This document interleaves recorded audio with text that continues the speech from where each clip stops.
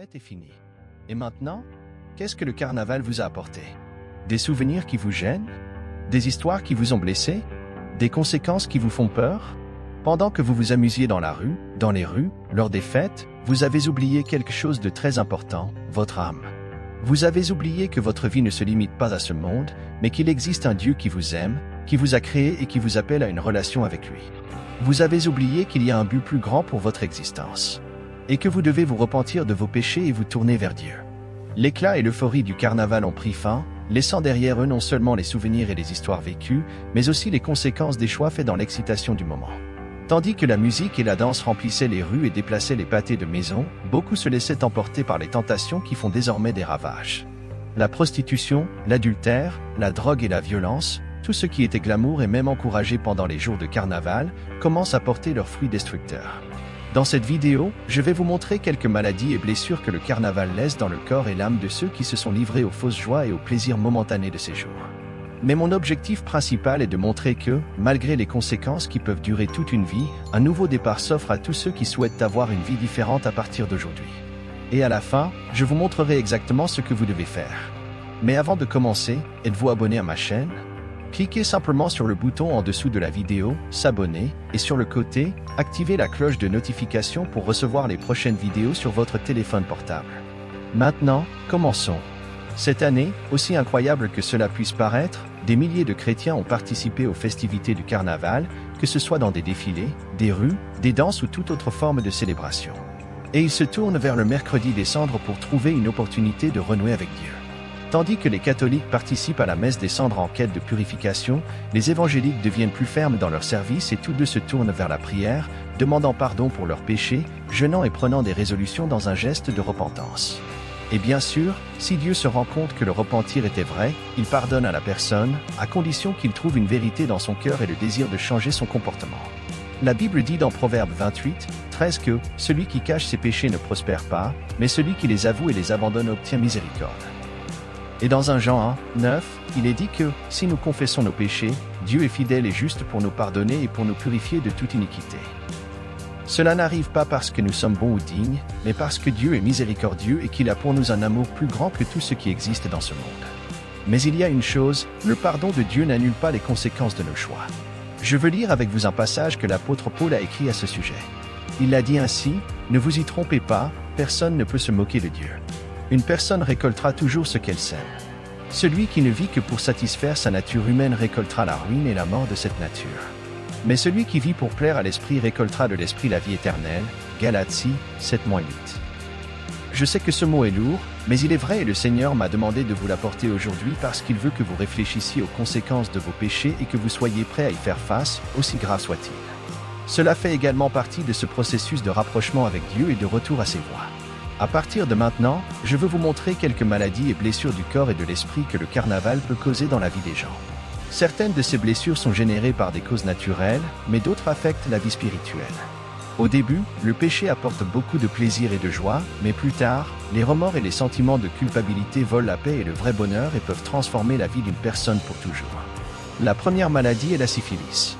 Les symptômes de la syphilis peuvent aller de la perte de cheveux à des plaies et des taches sur le corps, mais ils peuvent évoluer et se transformer en de graves problèmes cardiaques et neurologiques pouvant même tuer. Il s'agit d'une maladie physique courante, mais peu de gens en parlent. La syphilis se transmet normalement par un baiser sur la bouche.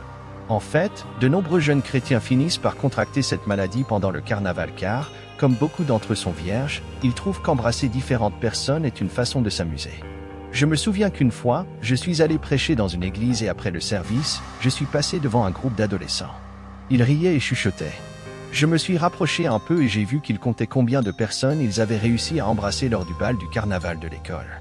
Tandis que l'un en avait embrassé 5, un autre avait réussi à en embrasser 7 et un autre 11. Frère, cela m'a beaucoup fait peur et en même temps m'a attristé parce que c'étaient des jeunes de moins de 15 ans qui connaissaient la parole de Dieu et qui étaient probablement nés d'une naissance évangélique. Et nous savons que s'embrasser peut conduire à un acte sexuel, surtout lorsqu'il n'y a aucun engagement envers Dieu ou l'autre personne. Et c'est à cause de péchés comme cela que l'apôtre Paul nous a conseillé dans 1 Corinthiens 6, 18 de fuir l'immoralité sexuelle, car notre corps est un temple du Saint-Esprit. Frères, l'infection par la syphilis n'est pas seulement un problème de santé, mais aussi une conséquence du déshonneur du corps que Dieu nous a donné. Embrasser une ou plusieurs personnes semble être une chose aléatoire et sans grande importance, mais sans que la personne s'en rende compte, elle devient spirituellement froide et commence à se désintéresser des choses du Seigneur. Deuxièmement, les maladies sexuellement transmissibles, MST, outre la syphilis, comme le VIH par exemple, sont une conséquence des relations sexuelles pratiquées hors mariage, ce qui, malheureusement, a tendance à se produire souvent pendant le carnaval en raison de l'atmosphère, de la fête et de la boisson provoque le désir, la nature charnelle des gens, rendant la tentation encore plus forte. Et comme nous le savons, ces maladies, même si elles bénéficient aujourd'hui d'un traitement et d'un suivi médical, tuent encore de nombreuses personnes, y compris des innocents qui ont eu des relations avec des personnes infectées sans le savoir. Les données gouvernementales indiquent que plus de 10 000 personnes mourront du sida en 2022 et qu'1 million de personnes supplémentaires vivent actuellement avec la maladie. Et la question qui reste est la suivante: combien de ces hommes et femmes ont planté les graines de ces mauvais fruits lors d'un carnaval? Troisièmement, la perte de virginité. La perte de la virginité hors mariage est l'une des choses qui attristent le plus le cœur de Dieu. En effet, la virginité est une expression de pureté, de fidélité et d'obéissance au Seigneur et un moyen d'éviter les conséquences négatives du péché. De plus, de nombreux chrétiens croient que rester vierge jusqu'au mariage est une façon d'honorer son futur conjoint et de construire une relation basée sur la confiance, le respect et l'amour. La virginité peut également être considérée comme un moyen d'éviter de futurs problèmes liés à l'infidélité ou à la comparaison avec d'autres partenaires sexuels. Malheureusement, nous vivons dans une société qui accorde trop de valeur à l'expérience sexuelle avant le mariage et se moque de ceux qui décident d'attendre. Et le carnaval renforce cela et à cause de cette pression, beaucoup de jeunes ont cédé et l'ont donné à des personnes qui connaissent à peine ce bien précieux et finissent presque toujours par regretter amèrement ce choix, entraînant avec eux un sentiment de culpabilité et de honte pour le reste de la vie. Leur vie, votre vie. La transformation de la vie par la foi. Imaginez une jeune femme, comme tant d'autres, dont la vie a été transformée d'une manière qu'elle n'aurait jamais imaginée. Malheureusement, cette transformation n'a pas été positive. Et le plus triste, c'est que des centaines, voire des milliers d'autres jeunes femmes vivront la même expérience cette année. Connexion spirituelle à travers le sexe. Beaucoup pensent que le sexe n'est que l'union physique entre deux personnes. Cependant, lorsqu'un homme et une femme se réunissent, ils créent également des liens spirituels. C'est pourquoi, dans Éphésiens chapitre 5, l'apôtre Paul compare le mariage à l'union entre Christ et l'Église. Nous sommes des êtres spirituels, vivant dans un corps physique ici sur terre, mais avec un esprit en nous, placé par Dieu pour qu'il puisse interagir avec nous. Lorsque nous avons une relation sexuelle avec quelqu'un en dehors du mariage, nous ouvrons une ouverture à l'ennemi. Avez-vous déjà remarqué que les relations de ceux qui vivent dans la fornication sont presque toujours en crise? Je connais plusieurs couples comme celui-là, qui n'arrivent pas à se séparer. Ils veulent même mettre fin à la relation, mais il existe toujours un lien entre les deux qui ne le permet pas. Imaginez maintenant une personne qui a plusieurs partenaires sexuels. Elle peut être considérée comme célibataire dans le monde physique, mais elle est pratiquement mariée à plusieurs dans le monde spirituel. Et jusqu'à ce qu'elle se repente, donne sa vie à Jésus et renonce à son passé, elle ne sera pas complètement libérée. L'impact de l'adultère. Saviez-vous que de nombreux hommes et femmes mariés mettent fin à leur relation pendant le carnaval juste pour profiter seuls de la fête? Le climat, la musique, les danses sensuelles, la boisson et l'influence spirituelle finissent par conduire beaucoup de ces personnes au péché d'adultère, l'un des péchés qui attristent le plus Dieu. L'adultère détruit la confiance, la fidélité et l'unité dans le mariage, laissant de profondes blessures émotionnelles et spirituelles qui peuvent être difficiles à guérir. Même si la Bible guide le conjoint trahi à pardonner, malheureusement, la plupart des gens finissent par décider de divorcer, mettant ainsi fin à la relation, à la famille et, surtout, au projet que le Seigneur avait fait pour ces personnes. Le départ de Dieu. De toutes les conséquences que peuvent nous causer les péchés commis pendant le carnaval, rien n'est pire que le sentiment d'être loin de la présence de Dieu. Il est la source du vrai plaisir, de la joie, de la beauté et de l'amour qui existent dans ce monde. Dieu est le créateur de toutes choses dans nos vies et sa bonté et sa miséricorde ne finissent jamais. Il est bon et a déjà prouvé combien il nous aime en envoyant son Fils Jésus mourir sur la croix pour nos péchés. Il n'y a donc rien de mieux que de vivre une vie de sainteté et de communion avec le Seigneur. Alors, si vous avez péché lors de ce dernier carnaval, mais que maintenant vous êtes désolé et prêt à changer de vie, j'ai une parole d'espoir pour vous. Vous n'avez pas besoin de continuer loin de Dieu et de suivre le chemin de la foule qui marche à grands pas vers l'enfer.